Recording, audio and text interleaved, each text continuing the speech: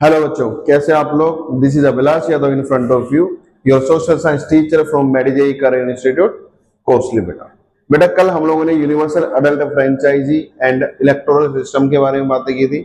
आज फिर से हम लोग थोड़ा सा उसी चीज के बारे में देखते हैं बेटा। ठीक है, हम लोगों ने इस चीज के बारे में बातें की थी कि बेटा 1947 से पहले भारत अंग्रेजों का गुलाम था। ठीक है, उसके बाद में जैसे ही अंग्रेज भारत छोड़ के गए थे 1947 के बाद में इंडिया ने अपने आप को क्या बोल दिया था कि we are a democratic country now. अब बात करते हैं कि हम लोगों ने बोला डेमोक्रेटिक कंट्री, हम लोग बात करते हैं डेमोक्रेटिक गवर्नमेंट के बारे में। ठीक है, कि डेमोक्रेटिक गवर्नमेंट होती क्या। ओके, उससे पहले एक वर्ड और है डेमोक्रेसी, उसी से ही तो बनेगा बेटा डेमोक्रेटिक गवर्नमेंट। डेमोक्रेसी का मतलब क्या होता है? It is a system of government. ठीक है, डेमोक्रेसी क्या है? It is a system of government बेटा, कि ये एक सिस्टम है गवर्नमेंट का जिसके अंदर क्या किया जाता है, लोग अपने रूलर को खुद ही चुनते हैं। तो डेमोक्रेटिक गवर्नमेंट क्या हो गई बेटा, कि डेमोक्रेटिक गवर्नमेंट वो सरकार, लोकतांत्रिक सरकार। डेमोक्रेटिक गवर्नमेंट का मतलब क्या हो गया? लोकतांत्रिक सरकार। It is a form of government that is chosen by the citizens of the country bye voting. मतलब क्या हो गया, अगर वोटिंग हो रही है इसका मतलब वहां पे क्या होते हैं, इलेक्शंस भी होते हैं बेटा, है ना।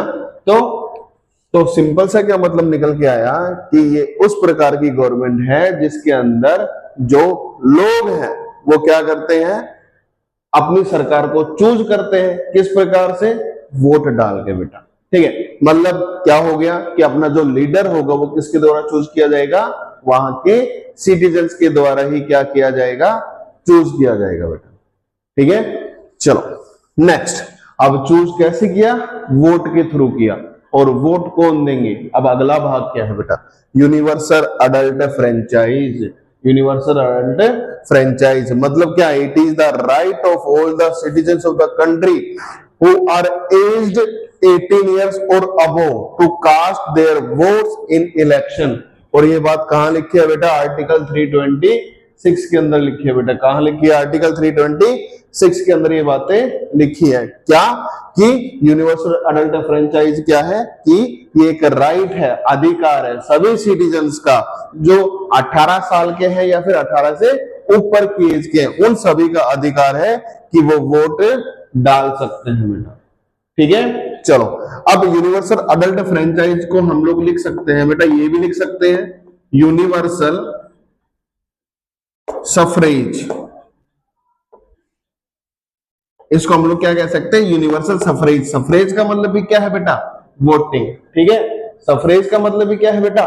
वोटिंग है बेटा। ठीक है, तो जो यूनिवर्सल अडल्ट फ्रेंचाइज है हम लोग उसको क्या कह सकते हैं? यूनिवर्सल सफरेज भी बोल सकते हैं बेटा। अब एक और चीज लिखी है बेटा नोट के अंदर कि in India in 1988 the age of casting vote was reduced from 21 years to 18 years। मतलब क्या हो गया कि 1988 से पहले, ठीक है, 1988 से पहले जो भारत के सिटीजन्स हैं जो 21 साल के हैं और उससे ऊपर की एज के, उन्हीं को ही वोट देने का अधिकार था। लेकिन 1988 के बाद में क्या हो गया, वो जो एज थी वो रिड्यूस कर दी गई। कितनी?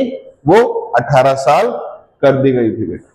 ठीक है, उसके बाद में नोट डाला हुआ है बेटा यहाँ पे, before 1947 only 13% of the people were allowed to vote. मतलब क्या हो गया कि 1947 क्या हुआ था? 1947 के अंदर भारत आजाद हुआ था बेटा। और कब हुआ था? 15 अगस्त 1947 को। ठीक है, उससे पहले सिर्फ 13% लोगों को ही किस चीज का अलाउड था, कि भाई सिर्फ 13% लोग ही वोट डाल सकते हैं। और वो 13% लोग कौन थे बेटा? वो कुछ रिच पीपल थे, कुछ पावरफुल किंग थे और many other powerful political leaders थे बेटा। ठीक है, चलो आगे देखो बेटा, electoral system, the system that is related to elections. मतलब क्या हो गया बेटा? अगर कभी भी तुम लोगों को ये टर्म दिख जाए ना बेटा, इलेक्टोरल सिस्टम, इसका मतलब क्या है? अगर इलेक्टोरल आ गया, सिर्फ ये वर्ड इलेक्टोरल आ गया, इसका मतलब क्या है? It will directly related to the elections. Okay, वो किसी भी प्रकार का इलेक्शन हो। देखो तो क्या हो गया, इलेक्टोरल सिस्टम क्या है? The system that is related to the elections. Note, in India first time elections were held in 1951-52। Bharat के अंदर सबसे पहले इलेक्शन कब हुए थे? 1951 और 1952 के अंदर हुए थे बेटा। ठीक है, अब नीचे भी यही बात लिखी है बेटा कि the term electoral always related to the any kind of election बेटा। ठीक है, आप लोग इस चीज को नोट कर लेना। ओके, चलो अब कुछ और बातें करते हैं बेटा इसके अंदर। इसको पॉज करके आप लोग क्या करें ना, इन चीजों को नोट कर लेना बेटा। ठीक है, चलो आर्टिकल 326 आप लोगों को समझ में आ गया होगा बेटा। ठीक है, ये सारी की सारी देखो बेटा, आर्टिकल का मतलब क्या होता है, आगे बहुत समय यूज होगा ये चीज, आप लोग आगे देखेंगे भाई। 8th के अंदर भी यही चीज आ रही है, 9th के अंदर भी आर्टिकल का चीज आ रही है, 10th के अंदर भी आर्टिकल्स आ रहे हैं। कोई आगे जाके कोई आईएएस की तैयारी करेगा उसके अंदर भी आर्टिकल्स आएंगे। तो आर्टिकल का मतलब क्या है? सपोज करो बेटा, आप लोग कभी कभी क्या देखते हो, आपने किसी चीज में सुना होगा भाई rule book, rule number this, rule number this. अब कॉन्स्टिट्यूशन है हमारे पास में बेटा, क्या है? कॉन्स्टिट्यूशन। क्या है? कॉन्स्टिट्यूशन है बेटा। तो आर्टिकल कहां लिखा है? आर्टिकल कहां लिखे हैं? कॉन्स्टिट्यूशन के अंदर है बेटा। कॉन्स्टिट्यूशन क्या है? It is the set of all the rules and regulation. ठीक है बेटा, it is the set of all the rules and regulation, जिसके ऊपर जो उस देश की गवर्नमेंट है काम करेगी। और उस ये प्रकार, ये क्या है? कॉन्स्टिट्यूशन क्या है? संविधान है बेटा। हिंदी के अंदर इसको क्या कहते हैं बेटा? संविधान बोलते हैं बेटा। क्या कहते हैं बेटा? संविधान।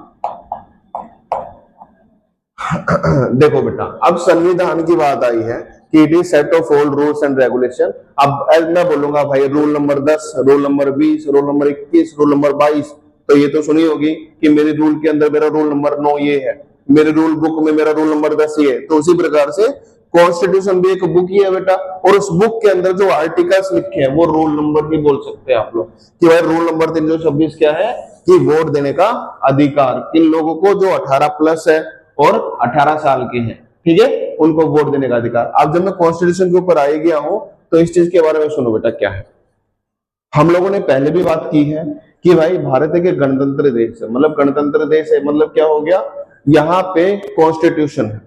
ओके, अब कॉन्स्टिट्यूशन दो चीजें हैं बेटा, दो डेट है हमारे पास में, एक 26 नवंबर 1949, क्या है? 26 नवंबर 1949, मतलब 26 नवंबर 1949 इस दिन क्या हुआ था। और दूसरी डेट क्या है बेटा मेरे पास में? 26 जनवरी 1950। ठीक है बेटा, ये दो डेट है। 26 नवंबर 1949 को क्या हुआ था बेटा? जो ड्राफ्टिंग था कॉन्स्टिट्यूशन का वो कंप्लीट हुआ था। जो हमारा संविधान का जो ड्राफ्टिंग था वो कंप्लीट हुआ था, मतलब बनके रेडी हो गया था। अब बनके तो रेडी हुआ, पूरे देश के अंदर लागू थोड़ी हुआ है बेटा। तो 26 जनवरी 1950 को इंप्लीमेंटेशन हुआ, अडॉप्ट हुआ, कहां पे? पूरे देश के अंदर, कि भाई पूरे देश के अंदर एक रूल चलेगा और वो रूल क्या होगा? कॉन्स्टिट्यूशन का रूल होगा। क्या होगा बेटा? कॉन्स्टिट्यूशन का रूल होगा। तो हम लोग जो 26 जनवरी मनाते हैं बेटा, क्या मनाते हैं इस दिन? क्या मनाते हैं बेटा हम लोग इस दिन? रिपब्लिक डे बनाते हैं। क्या बनाते हैं? रिपब्लिक डे, मतलब गणतंत्र दिवस बनाते हैं बेटा। तो इसी वजह से बनाते हैं बेटा। ठीक है, चलो अब कॉन्स्टिट्यूशन की बात हो रही है तो बेटा इसके अंदर थोड़ा सा और देख लो क्या है, नोट कर लेना बेटा इन सब चीजों को एक बार।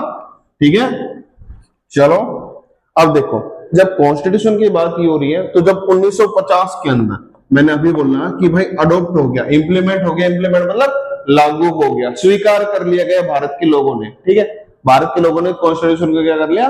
स्वीकार कर लिया। अब 1950 के अंदर क्या चीज है कि भाई जो कॉन्स्टिट्यूशन है उसको अलग अलग हिस्सों के अंदर डिवाइड किया गया है।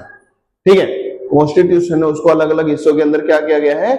डिवाइड किया गया है बेटा। जब 1950 था तब टोटल 22 पार्ट थे, मतलब 22 हिस्सों के अंदर, अलग अलग हिस्से के अंदर अलग अलग बातें लिखी गई हैं बेटा। जैसे कि अभी बताया था कि आर्टिकल 326 है, उसका हिस्सा अलग है, वो आर्टिकल कौन से के अंदर है, आर्टिकल जो आर्टिकल 326 है वो पार्ट 14 के अंदर आता है। कौन से पार्ट में आता है, पार्ट 14 में, ठीक है। तो इसी प्रकार से पहले पार्ट में क्या, दूसरे में क्या, तीसरे में क्या, ये कॉन्स्टिट्यूशन के अंदर लिखी गई है बेटा, ठीक है।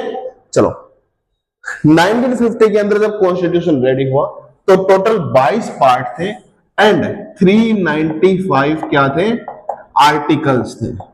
मतलब 22 हिस्सों के अंदर 395 रूल दिए गए थे जो भारत के लोगों को क्या करना था, फॉलो करना होता है, ठीक है। अब बात है अपनी 2026 के अंदर, टोटल क्या है हमारे पास में, अब क्या हो गया बेटा, 25 जो है वो पार्ट हो गए हैं बेटा, और 448 आर्टिकल्स हो गए बेटा। कितने हो गए अभी, 448 आर्टिकल्स हो गए बेटा। तो क्या है कि 22 पार्ट के अंदर पहले 395 आर्टिकल्स थे। अब कब की बात है, जब भारत गणतंत्र बना था 1950 के अंदर, जब भारत में जो संविधान लागू हुआ था। और अब बात है 2026 की, भाई 25 पार्ट है संविधान के अंदर और 448 आर्टिकल्स हैं बेटा। चेंज होते रहते हैं, जैसे कि अगर मैं एक वर्ड यूज करूं अमेंडमेंट, अमेंडमेंट का मतलब होता है बदलाव, ठीक है। अब amendment in the rule, amendment in this article का मतलब क्या हो गया कि भाई कॉन्स्टिट्यूशन में बदलाव होते रहे, आर्टिकल्स ऐड होते रहे, नए नए लॉ बनते रहे बेटा। इसी वजह क्यों लॉ बनने तो आवश्यक है बेटा कि जब जब किसी भी चीज की जरूरत पड़ती है, ठीक है, जैसे कभी भी किसी भी चीज की जरूरत पड़ती है, उस जरूरत के अनुसार कॉन्स्टिट्यूशन के अंदर क्या करना पड़ता है, रूल को भी चेंज करना पड़ता है या फिर रूल को ऐड करना पड़ता है, जोड़ना पड़ता है बेटा। चलो अब देखो बेटा आगे क्या है, ये सारी चीजें बेटा आप नोट करते रहना, ओके।